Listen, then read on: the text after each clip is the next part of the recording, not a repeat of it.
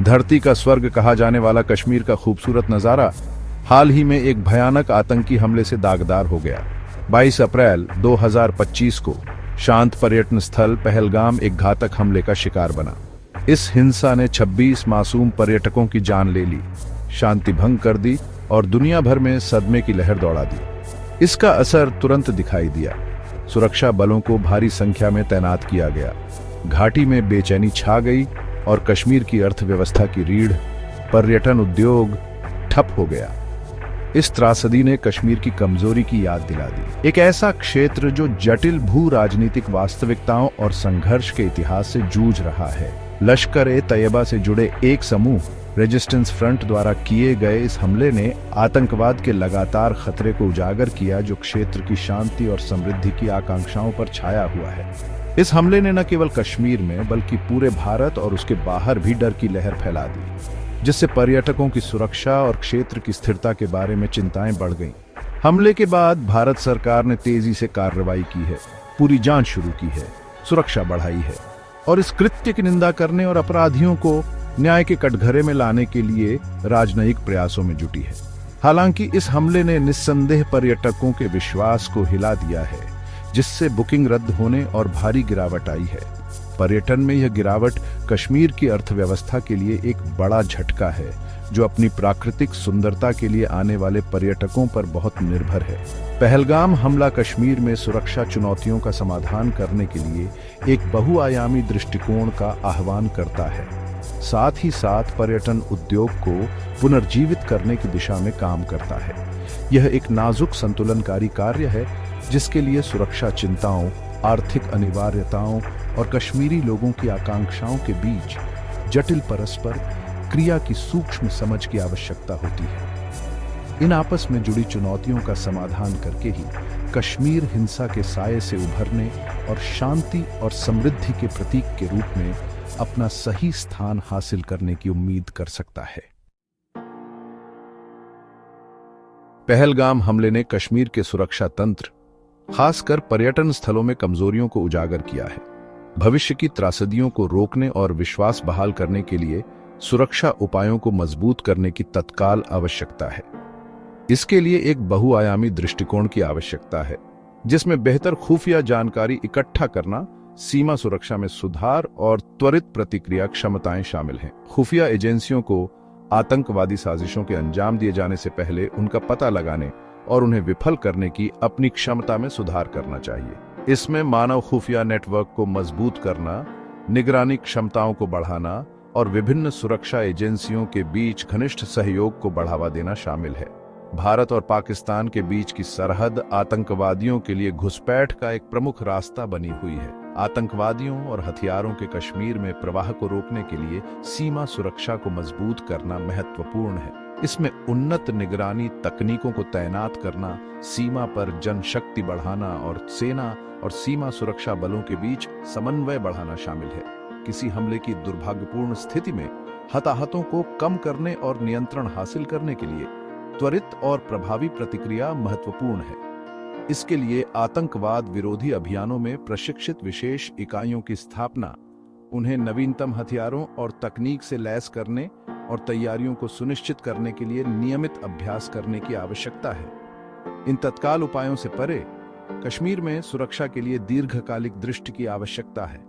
इसमें उग्रवाद के मूल कारणों का समाधान करना शामिल है, जैसे बेरोजगारी, आर्थिक अवसरों की कमी और युवाओं के कुछ वर्गों में अलगाव की भावना। शिक्षा में निवेश, रोजगार के अवसर पैदा करना और संवाद को बढ़ावा देना इन शिकायतों को दूर करने और युवाओं को हिंसा के रास्ते से दूर करने में मदद कर सकता है। इसके अलावा स्थानीय आबादी का विश्वास और सहयोग जीतना महत्वपूर्ण है।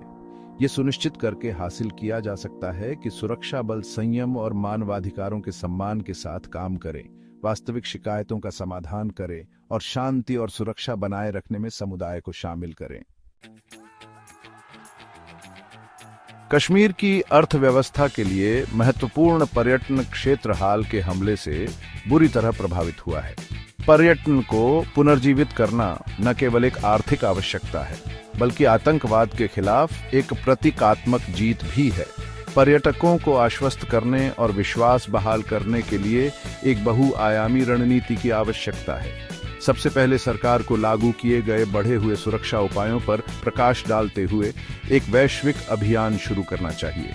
इसमें उन पर्यटकों के प्रशंसा पत्र शामिल होने चाहिए जिन्होंने कश्मीर की सुंदरता और आतिथ्य का प्रत्यक्ष अनुभव किया है। दूसरा, ट्रैवल एजेंसियों और टूर ऑपरेटरों के साथ साझेदारी करके आकर्षक पैकेज और छूट की पेशकश करके पर्यटकों को वापस घाटी में लाया जा सकता है। तीसरा, सांस्कृतिक उत्सवों, साहसिक खेल आयोजनों और अन्य आकर्षणों का आयोजन करके कश्मीर की जीवंतता और विविधता का प्रदर्शन किया जा सकता है, जिससे दुनिया भर के पर्यटक आकर्षित होंगे। हालांकि पर्यटकों को आकर्षित करना आधी लड़ाई है। उनकी सुरक्षा सुनिश्चित करना और सकारात्मक अनुभव प्रदान करना सर्वोपरि है। इसके लिए लोकप्रिय स्थलों पर प्रशिक्षित पर्यटक पुलिस तैनात करने, 24 घंटे हेल्पलाइन स्थापित करने और चिकित्सा सुविधाओं तक आसान पहुंच सुनिश्चित करने की आवश्यकता है। सड़कों, परिवहन और आवास सहित बुनियादी ढांचे में सुधार पर्यटकों के अनुभव को काफी बढ़ा सकता है। जिम्मेदार पर्यटन को बढ़ावा देना, जो स्थानीय संस्कृति और परंपराओं का सम्मान करता है, भी महत्वपूर्ण है। इसमें पर्यटकों को स्थानीय रीति रिवाजों के बारे में शिक्षित करना, उन्हें स्थानीय समुदायों के साथ सम्मानपूर्वक जुड़ने के लिए प्रोत्साहित करना और उनके पर्यावरणीय प्रभाव को कम करना शामिल है। कश्मीर के लचीलेपन, गर्मजोशी और आतिथ्य का प्रदर्शन करके दुनिया को याद दिलाया जा सकता है कि धरती पर इस स्वर्ग की भावना को नफरत के कृत्यों से बुझाया नहीं जा सकता है। जबकि सुरक्षा बढ़ाना और पर्यटन को पुनर्जीवित करना महत्वपूर्ण है, कश्मीर में स्थायी शांति के लिए उन अंतर्निहित राजनीतिक और सामाजिक मुद्दों का समाधान करना आवश्यक है जो उग्रवाद को बढ़ावा देते हैं। इसके लिए बातचीत, सुलह और विकास से जुड़े एक बहुआयामी दृष्टिकोण की आवश्यकता है। भारत सरकार को कश्मीर के सभी हितधारकों, जिनमें राजनीतिक नेता, नागरिक समाज समूह और युवाओं के प्रतिनिधि शामिल हैं, के साथ एक सार्थक और समावेशी बातचीत शुरू करनी चाहिए। इस बातचीत का उद्देश्य वास्तविक शिकायतों का समाधान करना, साझा आधार खोजना और एक ऐसे राजनीतिक समाधान की दिशा में काम करना होना चाहिए जो कश्मीरी लोगों की आकांक्षाओं का सम्मान करता हो। संघर्ष और अविश्वास की विरासत को दूर करने के लिए सुलह और उपचार आवश्यक हैं।